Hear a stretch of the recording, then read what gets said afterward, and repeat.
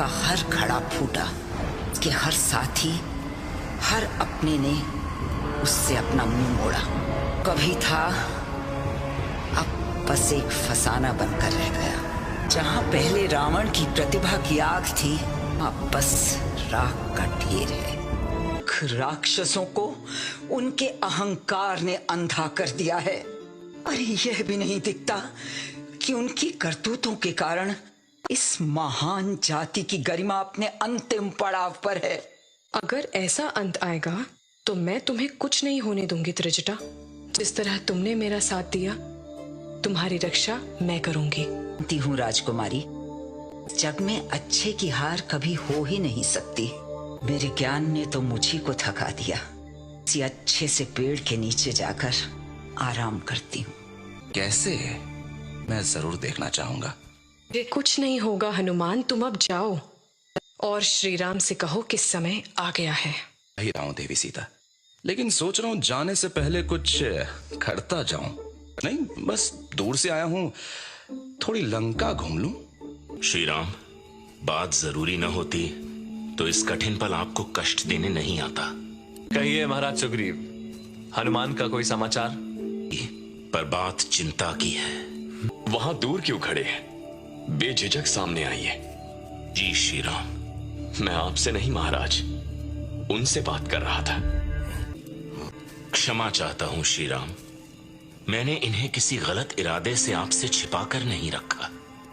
बस चिंता थी कि इनसे मिलकर आपकी क्या प्रतिक्रिया होगी। स्वागत है आपका सम्राट सुकेतु। मेरा सौभाग्य है जो आपसे मिलना हुआ श्री राम, वरना आपको तो मैंने बस बालपन में ही देखा था। ये मेरी भांजी है निर्वाणी। सुकेतु, इसकी बेटी राक्षसी ताड़का और नाती मारीच थी। वही मारीच, इसके छलावे से सीता भाभी को हमने खो दिया। लक्ष्मण, जो हुआ उसमें सम्राट सुकेतु का दोष नहीं है। वो तो एक सज्जन पुरुष है जो ताड़का और मारीच के दुर्भाग्य को चाहकर भी नहीं बदल सके। लेकिन हमारे प्रति जो क्रोध था, क्या वो बदल गया है? आप सही हैं लक्ष्मण। श्री राम के लिए पहले मेरे मन में केवल घृणा थी। मेरी नजरों में मेरी बेटी और नाती के हथियारे थे आप। लेकिन हनुमान ने मेरी इस दृष्टि को बदल दिया, मुझे सत्य दिखाकर।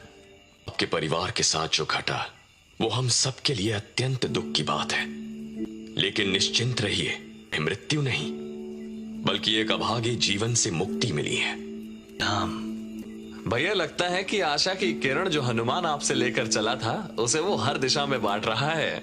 हनुमान को हमने आखिरी बार तब देखा जब वो कुंवर अंगद को बचाने रक्षबिला की ओर निकला। बाद उसके साथ क्या हुआ ये हम नहीं जानते। मेरे निकट आइए और बताइए, क्या शंका है आपको? हमें लगता है कि अगर हनुमान रक्षबिला गया है तो वो मार्ग राजकुमारी सीता के उल्टी दिशा में पड़ता है, जो कि आपकी खोज के लिए शुभ समाचार नहीं है। कभी उल्टा मार्ग भी हमें सही लगता है सम्राट। मान उसी पथ पर है जिस पर उसे चलना चाहिए। हनुमान, तुम जो भी करने वाले हो उसमें खतरा है।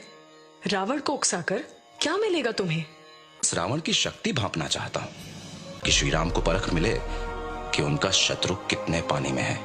पर अगर तुम्हें कुछ हो गया तो श्री राम को मेरे यहाँ होने का समाचार कैसे मिलेगा? वादा करता हूँ ऐसा नहीं होगा देवी सीता। मैं लंका के खतरों की गहराई बिना जाने लौटा तो श्री राम के लिए ये एक नया खतरा बन जाएगा। रावण की शक्तियों को मैं समझ तो गया हूँ, लेकिन अब उन्हें आजमाने की बारी है। यही बात उसके बड़े बेटे इंद्रजीत की। देखना यह है कि जो गरजते हैं बरसते भी हैं या नहीं।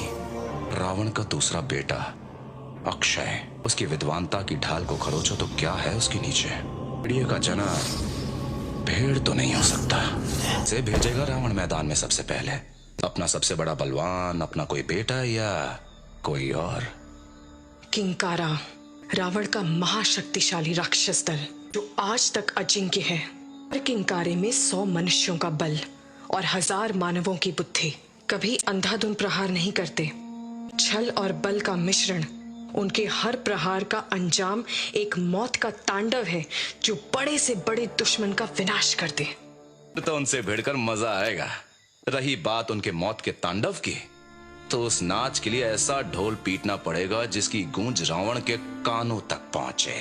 कैसी आग जिसकी लपटें उसके महल की ठंडक को गरमा दें।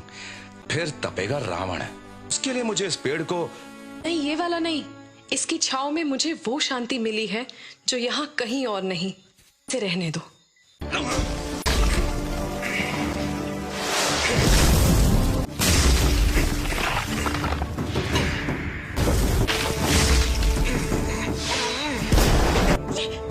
कोई हमला कर रहा है हम पर। वो उखाड़ रहा है कोई। इतने बड़े पेड़ तुमने ऐसे उखाड़ लिए जैसे डाली से फूल। लकड़ी की हुई तैयारी, अब आग की बारी। हाँ, ये सही है।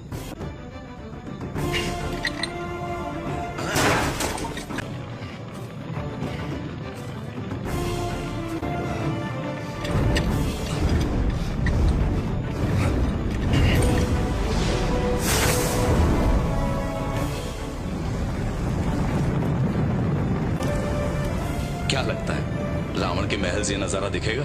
दिखेगा। और किंकारे, क्या वो हमें दर्शन देंगे?